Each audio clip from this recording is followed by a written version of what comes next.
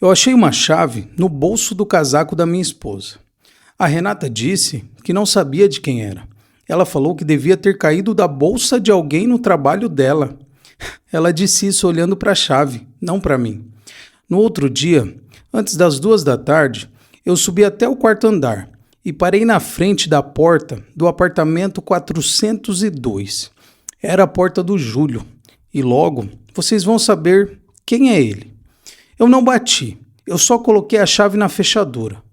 Para minha surpresa, ela entrou sem dificuldade. Quando a fechadura abriu, eu fiquei alguns segundos ali, parado no corredor, sem acreditar, com a mão no trinco, tentando inventar uma explicação que fizesse sentido. Eu empurrei a porta. O apartamento estava vazio, pelo menos parecia. Mas tinha café quente na mesa, 2 xícaras na pia e um rádio ligado baixinho, numa estação que eu conhecia bem demais. Naquela hora eu não sabia de tudo ainda. Eu só sabia que a minha esposa tinha uma chave. E aquela chave abria a porta de um apartamento que nunca deveria abrir. E agora eu vou contar para vocês essa história. A história do inscrito Marcos, que enviou aqui para o canal. Preste atenção até o fim, que você vai se surpreender com tudo o que aconteceu. Vamos lá? Meu nome é Marcos Moura, tenho 52 anos e até aquela tarde de quarta-feira eu achava que a minha vida era normal. Normal no sentido de chata, de todo dia a mesma coisa. Acordava às 6h30, tomava café com pão, ia para o trabalho, voltava, jantava, via televisão e dormia. Uma grande merda de rotina. 25 anos disso com a Renata, que hoje tem 48. Casei novo, com 27, ela com 23. A gente se conheceu num bar perto da praça, num sábado qualquer. Ela era vendedora numa loja de roupas, eu trabalhava com manutenção de máquinas agrícolas, um serviço que paga razoável, mas que destrói as costas. A vida foi levando. Compramos um apartamento pequeno em Rio Verde, no condomínio Jardim das Flores, bem no final da avenida. Não é nada luxuoso, mas cabe a gente. Antes de continuar com minha história, me diga nos comentários o que você está fazendo no momento em que me escuta e me diga onde você mora. Quero saber mais. Vamos continuar com meu relato. O que vem pela frente vai te surpreender. O vizinho do 402 demorou para aparecer. O apartamento ficou vazio uns 2 anos depois que o antigo morador se mudou. Não lembro o nome dele. Até que o Júlio chegou. Deve ter uns 43, 44 anos. Divorciado, nunca falou muito sobre isso. Trabalhava com alguma coisa de vendas, viajava de vez em quando, ficava uns dias fora. Não era feio, mas também não tinha nada demais. Magro, meio calvo, usava óculos. Mas a Renata notou ele. Não estou dizendo que ela deu em cima, não foi isso. Ela começou a puxar papo no corredor. Perguntava se ele precisava de ajuda com as compras, se a caixa d'água do prédio estava com problema. E eu via. Uma vez cheguei do trabalho e ela estava na porta do 402, rindo de alguma coisa que ele falou. Ela me viu e parou de rir na hora. Mudou a cara, deu um beijo em mim e disse que estava só oferecendo um bolo que fez. Eu comi o bolo, estava bom e não pensei mais nisso. Mas aí começaram as pequenas coisas. Coisa que a gente só percebe quando olha para trás. Ela passou a chegar 15, 20 minutos mais tarde do trabalho. Dizia que tinha reunião, que a chefe estava enrolando, que o trânsito estava pesado. Uma vez ou duas é normal, mas virou rotina. O telefone dela vibrava mais, ela pegava e ia para o quarto. Eu perguntei uma vez, ela respondeu que era uma amiga do serviço. Falou tão rápido que eu levantei a sobrancelha, mas deixei para lá. Também notei que ela começou a se arrumar diferente. Comprou um batom mais escuro, daqueles que marcam. Ela sempre usou cores claras, batom quase transparente, e do nada apareceu com um vermelho forte. Uma vez perguntei se era novo. Ela disse que uma colega deu. Simples assim. E eu aceitei porque na época aceitar parecia menos humilhante do que perguntar de novo. O dia da chave foi uma terça-feira. Eu tinha levado o carro no mecânico, um Fusca velho que teima em não morrer. O serviço ficou em R$ 200. O mecânico me deu o recibo e eu, sem pensar, coloquei no bolso do casaco da Renata. Ela usava um casaco azul que deixava pendurado na cadeira da cozinha. No dia seguinte, fui atrás do recibo, porque anotei errado o valor no caderno de contas. Cheguei em casa, ela estava no banho, aproveitei. Meti a mão no bolso esquerdo, achei o papel. Aí, por puro acaso, coloquei a mão no direito. Senti o metal. Apertado, pequeno. Puxei. Era uma chave dourada, dessas de porta de apartamento, sem chaveiro, sem etiqueta, sem nada.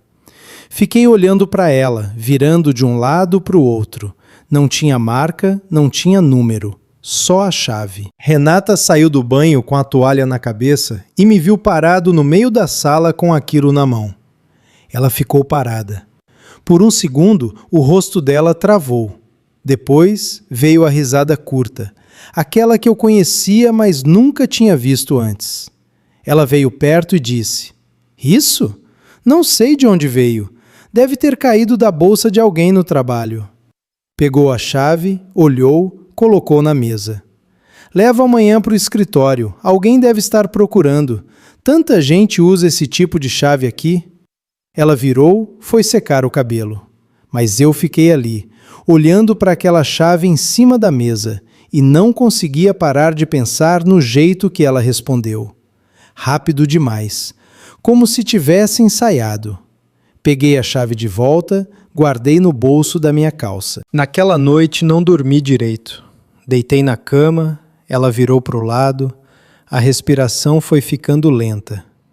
Passei a noite ouvindo o ventilador bater torto, sem conseguir fechar os olhos. Ficava pensando nas possibilidades. Talvez fosse chave de algum armário do trabalho. Talvez fosse de uma gaveta. Talvez fosse tudo coisa da minha cabeça. Repeti isso várias vezes até quase acreditar, mas não consegui.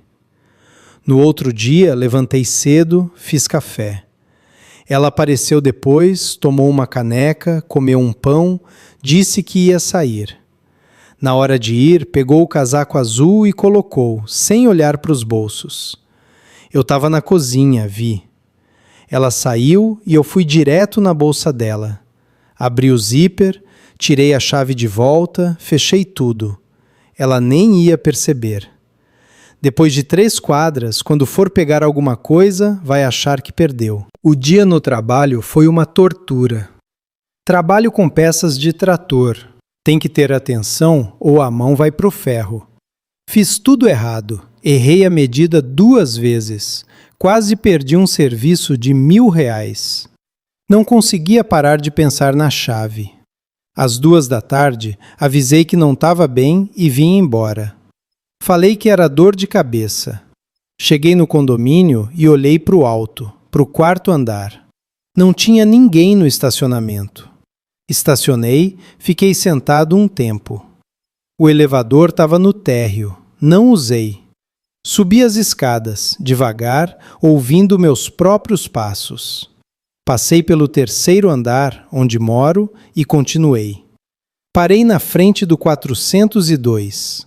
A porta era marrom, igual a todas as outras, com a placa de metal e o número. Bati. 1 vez. Nada. Bati de novo. Silêncio. Aí tirei a chave do bolso. Minha mão estava suando. Enfiei na fechadura. Ela entrou lisa, sem resistência. Quando girei, a fechadura cedeu fácil. Empurrei a porta. Entrei. O apartamento era igual ao meu. Sala com janela pequena, cozinha americana, uma porta para o quarto e uma para o banheiro. Mas a mobília era diferente. Tinha um sofá azul, desses de loja de departamento, uma mesinha de centro com algumas revistas. Na cozinha, uma panela no fogão e uma pia cheia de louça, 2 pratos, 2 xícaras. E o rádio tocando baixinho, a rádio que ela ouve. Fechei a porta devagar. Olhei para o lado. Na mesa da sala, uma caneca de café ainda com vapor saindo. Alguém tinha acabado de sair. Ou estava no quarto. Meu coração disparou. Pensei em sair correndo, em voltar e fingir que nunca vi. Mas aí vi o caderno. Um caderno espiral, desses de capa preta, aberto em cima da mesa, perto da caneca. Eu não devia ter aberto aquele caderno. Abri. A primeira página era uma lista de compras. A segunda tinha anotações de parcelas. E aí, mais para o meio, vi a caligrafia dela. A letra redonda, com o Z aberto, do mesmo jeito que ela escreve as listas de supermercado.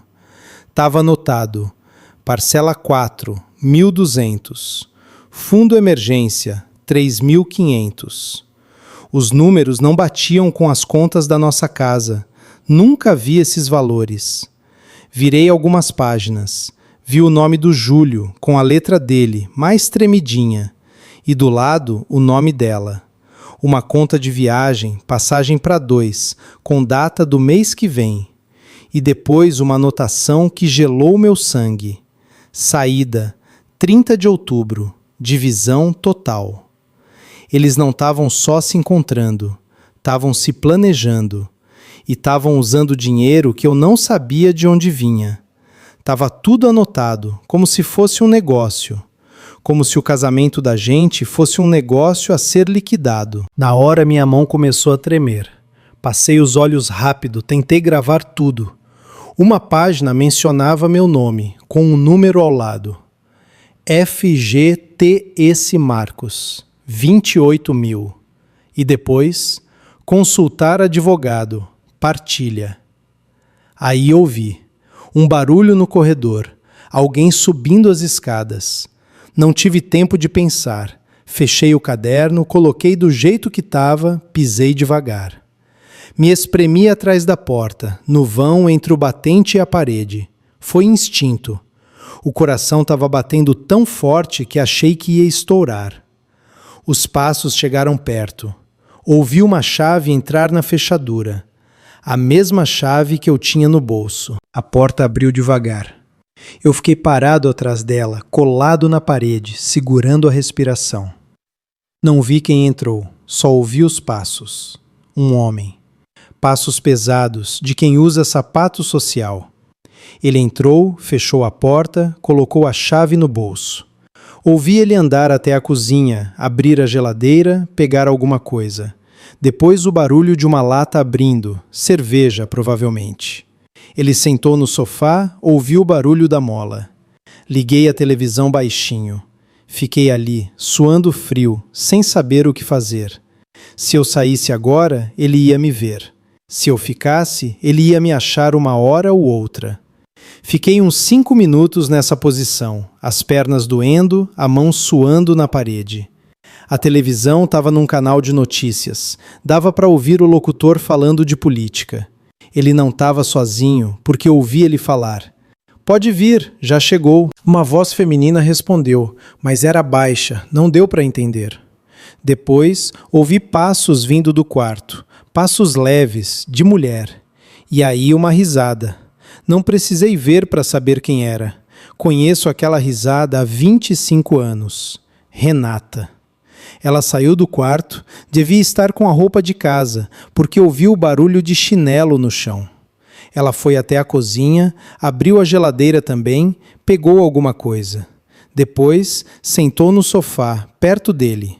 Ouviu o barulho do sofá cedendo com o peso dos dois. "Ela ligou hoje de novo", ele falou. "Ignora, ela vai desistir", ela respondeu. "Não é tão simples, ela quer ver os papéis. A gente resolve isso mês que vem, depois da viagem." Fiquei ali, atrás da porta, ouvindo cada palavra. Eles falavam como se fosse um negócio. Os papéis, a viagem, a divisão. Não tinha afeto na voz deles. Não tinha aquela coisa de amante. Era frio, calculado. Como se tivessem planejando cada passo. Ele não desconfiou de nada? Não, ele acredita em tudo. Ela riu. Aquela risada curta. Na hora senti uma raiva que não sei explicar. Não era ciúme, não era tristeza. Era raiva de mim mesmo. De ter sido tão cego, de ter acreditado que uma mulher daquelas ia ficar com um cara simples como eu. Eu que levava a marmita, que arrumava a casa, que pagava as contas em dia. Fiquei ali mais um tempo. Eles conversaram sobre umas contas, sobre um depósito que tinha que ser feito, sobre o cartão de crédito. Depois, ela disse que ia tomar banho e foi para o quarto. Ele ficou vendo televisão. Ouvi o barulho da água no chuveiro. Foi a minha chance. Ele estava distraído na televisão.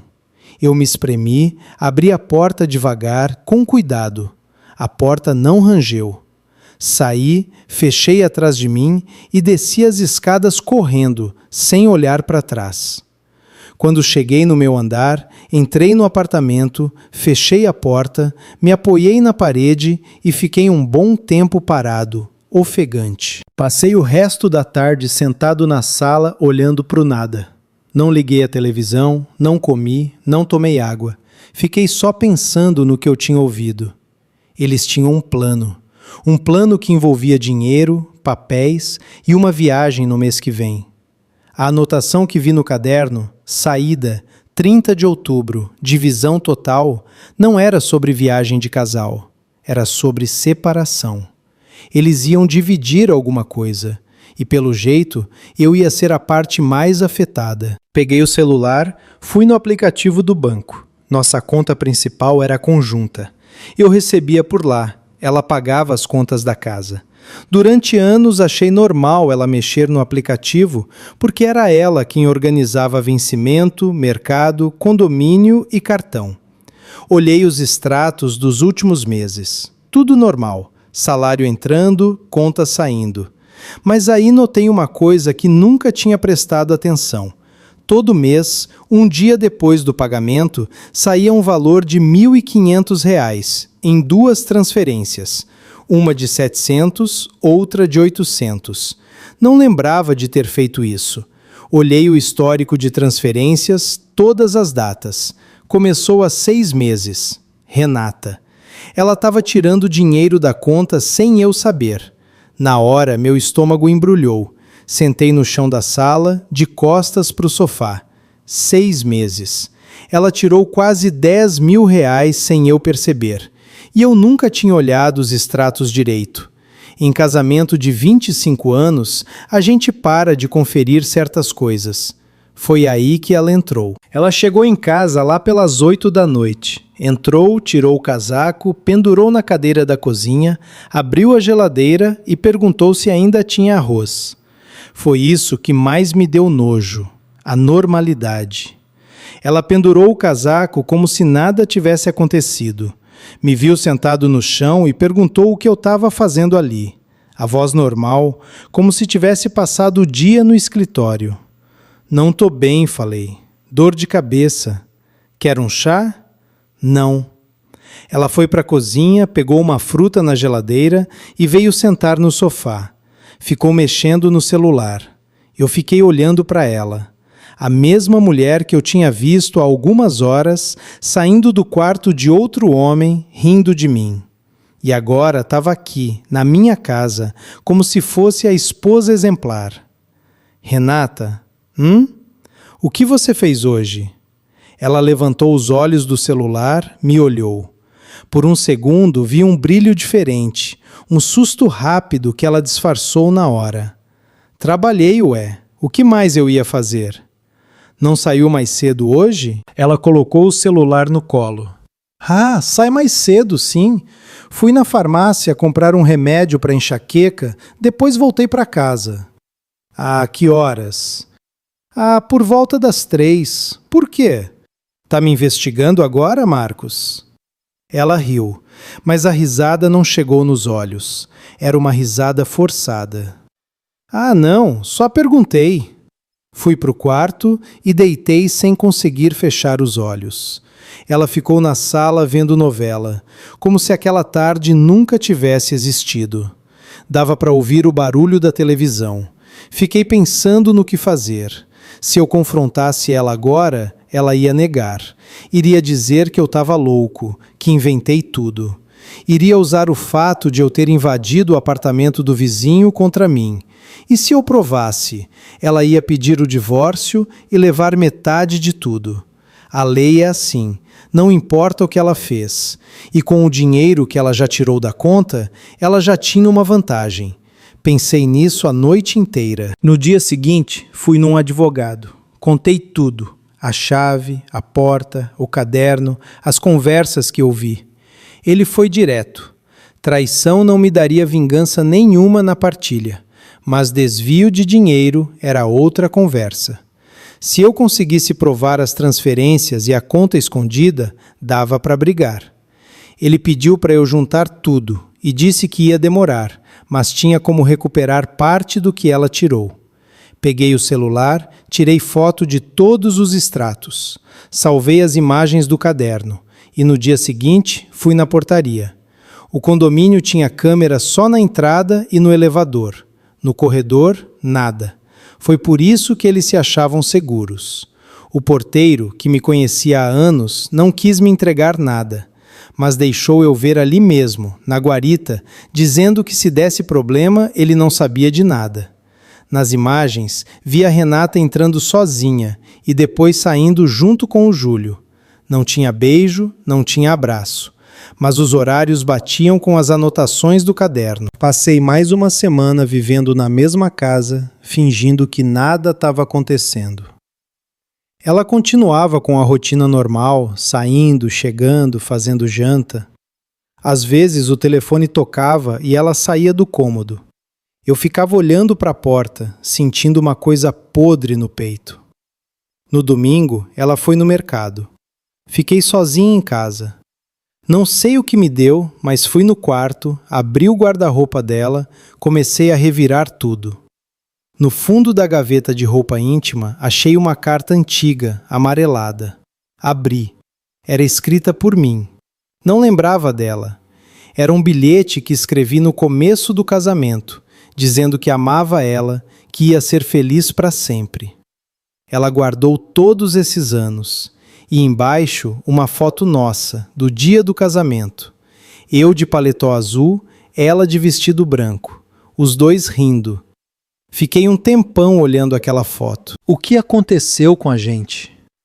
Quando é que aquela mulher virou essa outra, que planeja, que esconde, que ri de mim pelas costas? Será que ela sempre foi assim e eu nunca vi? Ou eu fiz alguma coisa que empurrou ela para isso? Pensei em todos os anos, nos almoços de domingo, nas viagens curtas de fim de semana, no dinheiro que a gente juntou, na casa que a gente reformou. Será que tudo foi mentira? No mesmo dia, fui na portaria de novo. O porteiro me disse que o Júlio tinha saído cedo, que ia viajar. Eu sabia que aquilo podia virar contra mim. Sabia que, se alguém me pegasse ali dentro, eu ia sair como errado da história. Mas naquele ponto eu já não estava procurando só traição. Eu estava tentando entender até onde ela tinha ido. Voltei para o apartamento, peguei a chave. Subi as escadas. Bati no 402, ninguém atendeu. Enfiei a chave na fechadura. Entrou Lisa. Entrei. O caderno estava lá, em cima da mesa, aberto na mesma página. Li mais devagar dessa vez, sem o desespero. Vi que eles tinham uma conta conjunta num banco digital, que ela abriu sem me contar. Os valores somavam mais de R$ 30.000. Dinheiro que ela tirou da minha conta, das economias que a gente tinha. E no final de uma página, uma anotação que não tinha lido direito da primeira vez. Marcos, seguro de vida, 150 mil. Meu seguro de vida. A apólice que eu fiz no banco, com ela como beneficiária. Aquele número não provava que ela queria minha morte, mas provava uma coisa pior de aceitar. Ela tinha colocado preço até no meu fim. Numa outra página, a palavra total com uma seta. Tirei foto de tudo, guardei o celular e saí. Naquela noite, fui dormir na sala. Não conseguia ficar do lado dela na cama. Ela perguntou o que estava acontecendo. Falei que era insônia. Ela encolheu os ombros, virou para o lado, dormiu. No dia seguinte, fiz o que o advogado mandou. Entrei com o pedido de divórcio, com as provas da infidelidade e do desvio de dinheiro. Pedi a exclusão dela do seguro, mudei os beneficiários, bloqueei as transferências automáticas da conta. 3 dias depois, sentei na mesa da cozinha, com a Renata do outro lado, e coloquei as fotos, os extratos, as capturas de tela. Ela olhou e o rosto dela mudou. Pela primeira vez não teve risada, não teve mentira. Ficou branca e os olhos arregalaram. Eu sei de tudo, falei. Não adianta negar. Ela ficou em silêncio, olhando para o papel. Depois de 1 minuto, que pareceu 1 hora, ela falou: Você entrou lá. Entrei. Você invadiu o apartamento de outra pessoa. E você roubou o dinheiro do meu bolso e planejou me deixar seco. Quem é pior? Nenhum de nós respondeu. Ela só pegou o casaco, levantou e saiu. Ela saiu naquela noite. Depois disso, só falou comigo por advogado. No acordo, meu advogado usou os extratos e a conta escondida para pressionar. Ela devolveu uma parte, não tudo. O resto ficou naquela lama que ninguém consegue provar direito. Fiquei com o apartamento, com o carro e com uma certeza. Passei 25 anos com uma pessoa que eu não conhecia. O vizinho Júlio mudou de apartamento 2 semanas depois. Nunca mais vi ele também. Ouvi dizer que ele e Renata terminaram, que o plano não deu certo. Não sei, não fui atrás. Hoje, alguns meses depois, ainda acordo de madrugada ouvindo o ventilador bater torto. Penso se eu devia ter testado aquela chave ou se devia ter jogado fora e continuado vivendo do jeito que dava. Até hoje eu tenho a chave. Não uso, não mostro para ninguém. Ela fica numa gaveta da oficina, dentro de um envelope velho. Às vezes penso em jogar fora, mas não jogo, porque aquela chave não abriu só a porta do 402. Ela abriu os últimos 25 anos da minha vida. E eu ainda não consegui fechar, infelizmente. E você, no meu lugar, teria testado aquela chave ou teria fingido que não viu? Deixa nos comentários o que você teria feito. E se também tem uma história que nunca contou, o e-mail do canal está na descrição. Me envia, que vou contar ela aqui no canal. Um abraço e até o próximo vídeo.